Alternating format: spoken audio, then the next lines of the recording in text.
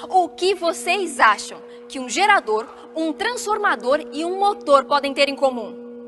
Tudo começa com a ideia de que uma corrente elétrica produz campo magnético. Será então que podemos pensar que o inverso é verdadeiro? Será que um campo magnético pode produzir uma corrente elétrica? Vamos descobrir?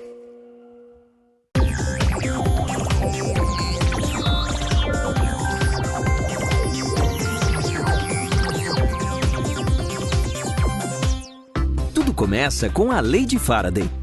Michael Faraday, físico e químico britânico, considerado um dos maiores cientistas de todos os tempos, é um dos primeiros a estudar as conexões entre eletricidade e magnetismo. Em 1831, Faraday descobre a indução eletromagnética. O princípio por trás do gerador elétrico e do transformador elétrico.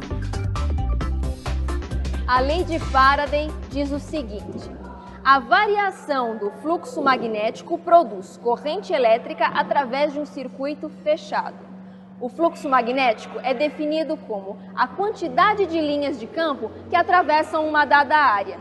A diferença de potencial ou tensão induzida gerada pela variação do fluxo magnético corresponde à seguinte equação.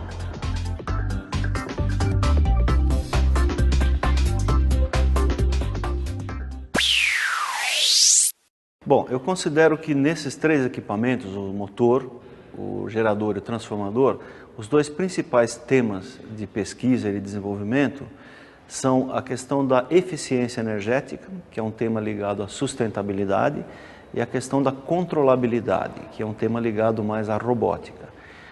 Pelo lado da eficiência energética, se procura construir equipamentos cada vez mais eficientes, ou seja, que tenham um rendimento alto.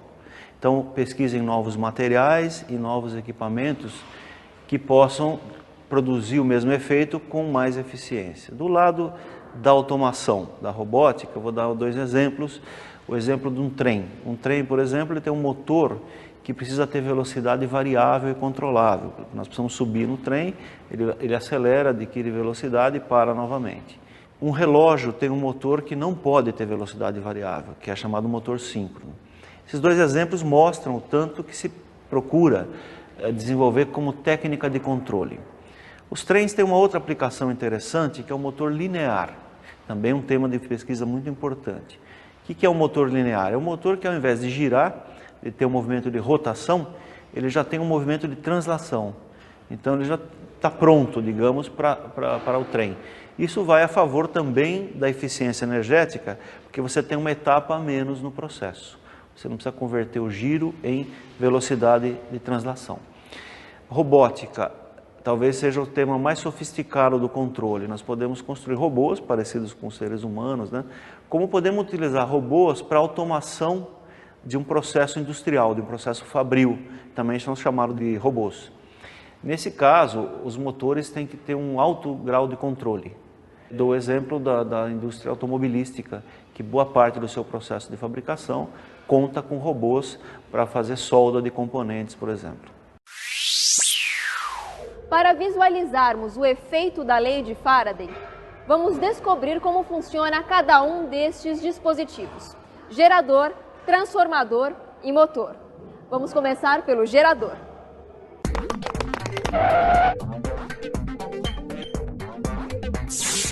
Uhul! Gerador é um dispositivo usado para transformar a energia mecânica, química ou outra forma de energia em energia elétrica. O dínamo de uma bicicleta é considerado o tipo mais comum de gerador elétrico. É necessário que ocorra uma indução eletromagnética para converter energia mecânica em energia elétrica. Veja esse experimento. Aproxime e afaste um ímã permanente de uma bobina na direção do seu eixo. Logo, surge um campo magnético variável e, assim, um fluxo magnético. Conectando as extremidades da bobina no amperímetro, podemos observar o aparecimento da corrente elétrica. Esta experiência mostra o funcionamento de um gerador de corrente alternada. O princípio é o mesmo utilizado nas usinas hidrelétricas. Uma aplicação clássica de grupos geradores hoje em dia é a utilização em horários de ponta, onde a energia da concessionária num determinado período do dia é mais cara. Por exemplo, em São Paulo, das 5h30 às 8h30 da noite. É um momento em que um supermercado, por exemplo, ele desliga a concessionária e entra com a energia do grupo gerador. Dá uma economia de uns 30% na conta de energia elétrica do cliente. Uma outra aplicação clássica é a interrupção de energia por conta da concessionária. Onde, se você tiver um grupo gerador, um bom exemplo é um hospital ou uma indústria, onde você tem a interrupção da concessionária, mas o grupo gerador assume essa carga. Uma outra aplicação é o gerador com uma única fonte de energia. Uma região inóspita, por exemplo, no norte do país, onde você não tem concessionária, o grupo gerador acaba abastecendo de energia por ser a única fonte.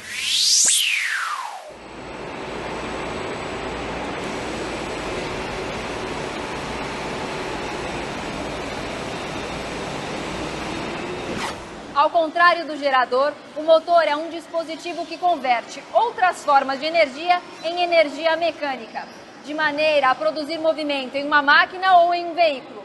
Vamos ver agora como funciona.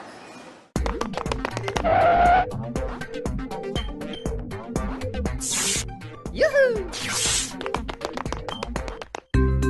Um motor elétrico é construído a partir de um fio de cobre envernizado, um ímã permanente e um suporte de metal. Este dispositivo tem como característica primordial transformar qualquer forma de energia em energia mecânica. Um transformador como este aqui tem como objetivo transmitir energia elétrica ou potência elétrica de um circuito a outro, modificando assim as tensões e as correntes. Este dispositivo eletrônico também pode mudar os valores de impedância de um circuito. Vamos conferir agora como é fabricado e como funciona.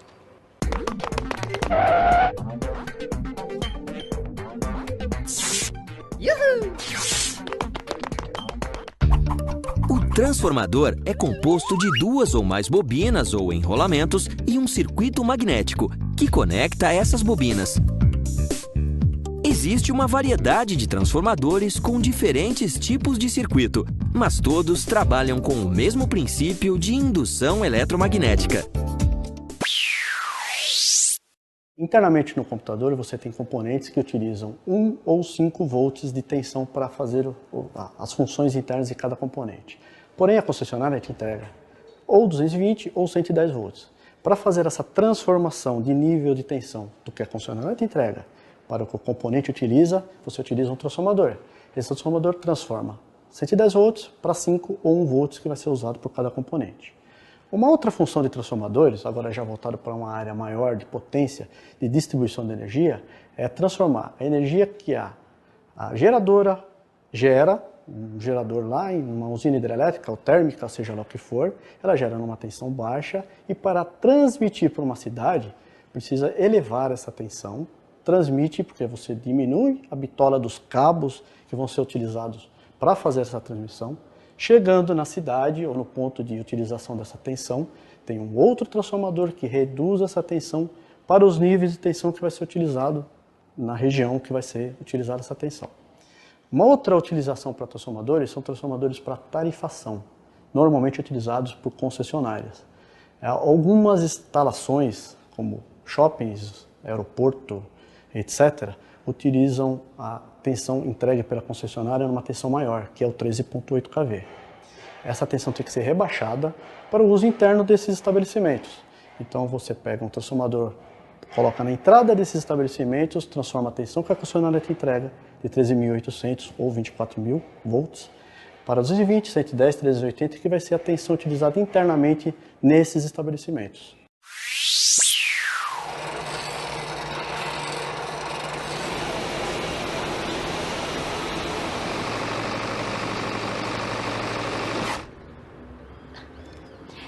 Então, o que você achou? Eu acho que sem todos esses dispositivos, gerador, transformador e motor, a gente não sai do lugar.